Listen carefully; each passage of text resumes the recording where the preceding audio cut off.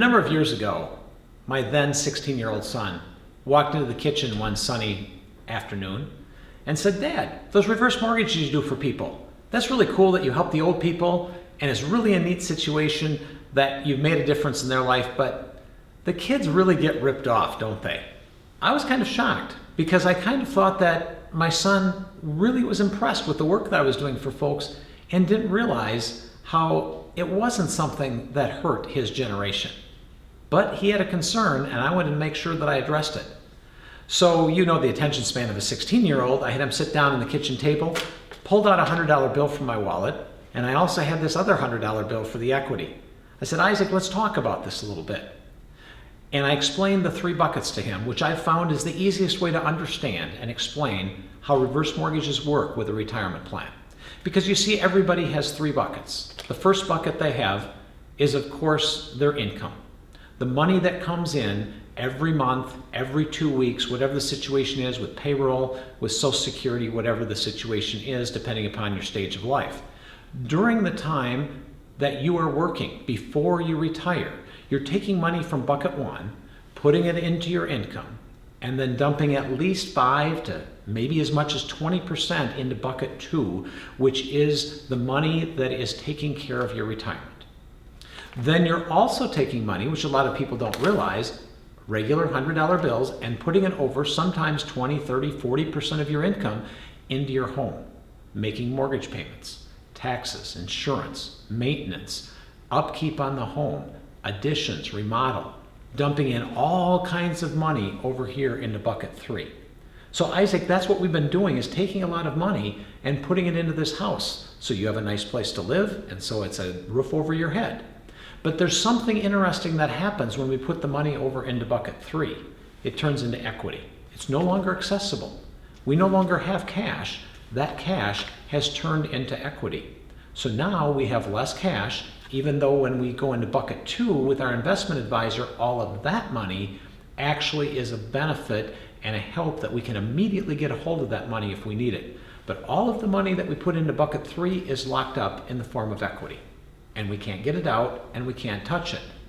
Now, Isaac, we get to retirement, and you and your 3 brothers are now in a situation where you're all off on your own, and we don't have to worry about taking care of you guys anymore, but now we're in retirement, and our income goes down because we're not pulling as much out of bucket number 1 anymore because we're not working as much as we did when we were in our 40s and our 50s and our 60s.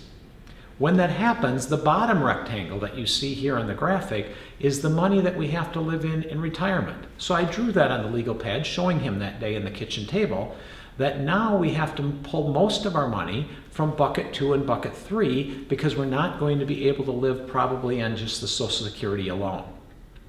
So Isaac, what do? Do we immediately start taking money out of bucket 2 and depleting that asset right away? Or should we start turning some of our equity? Remember, we took cash and we turned it into equity. Now a reverse mortgage is nothing more than taking this equity and turning it back into cash. That's all it really is. It seems kind of mystical and like we're really losing something, but in order to live, we have to take money from either bucket 2 or bucket 3 if we don't have enough anymore in bucket 1. It's really that simple. It's just a closed system. It's not money that is being created or destroyed. It's money, that's all we have. We have our nest egg in bucket 2, and we have our house in bucket 3. So Isaac, what you need to realize that the older we get, the less money that we're going to have to pass on to you because we're going to be spending bucket 2 and we're going to be spending bucket 3.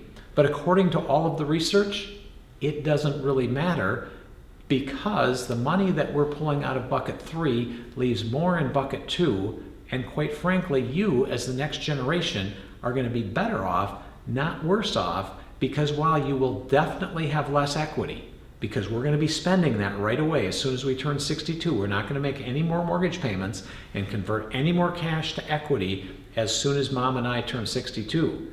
But that means that there is going to be more money in bucket 2, not only for us to enjoy while we're alive, but quite frankly, also to be able to have more to pass on as a legacy to you as the next generation with your brothers. So after we kind of went over this, I asked Isaac, which bucket is most valuable to you? Would you rather have bucket 2 or bucket 3? Well, you know what a 16-year-old or really an 86-year-old would say, well, I'll take bucket 2. That's really more interesting, and I really enjoy that more because I can use that right away. And quite frankly, that's a very simple lesson of retirement. Equity does us no good in retirement. We can't do anything with it. It's something that can be given to the next generation, but it is worthless to us while we're living in the house. We can't touch it. We can't use it. We can't rip off the screen door and buy groceries with it. The only thing we can do with it is let it sit there and pass it on. So the fact is that cash is much better in retirement than equity because it's something that we can use today, tomorrow, next week, next month, whenever we need ready cash. But the equity can only be used when we sell our house or when we mortgage it.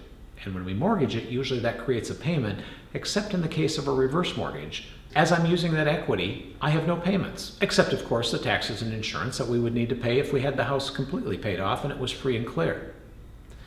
So when we finished the conversation on that sunny spring afternoon, Isaac had a completely different perspective of how the reverse mortgage was going to work, and not only for us, but for the hundreds and thousands of other families that we have helped with reverse mortgages throughout the years. It is so important to be aware that as we go into retirement, the rules change a little bit, and we have to use something to maintain our standard of living, and the cost of living does not get cheaper most of the time. Usually it gets a little bit more expensive. And so proper strategic uses of bucket 1, bucket 2, and bucket 3 from a tax planning strategy, from a cash flow strategy, from an estate planning strategy, and all of the factors that go into it. Retirement is different, and if we properly use these 3 buckets, it will make all the difference in the world. In fact, we'll change the way retirement is done in this country. It's so important to make sure that the assets that you have are properly used and used at the right time when they should be used.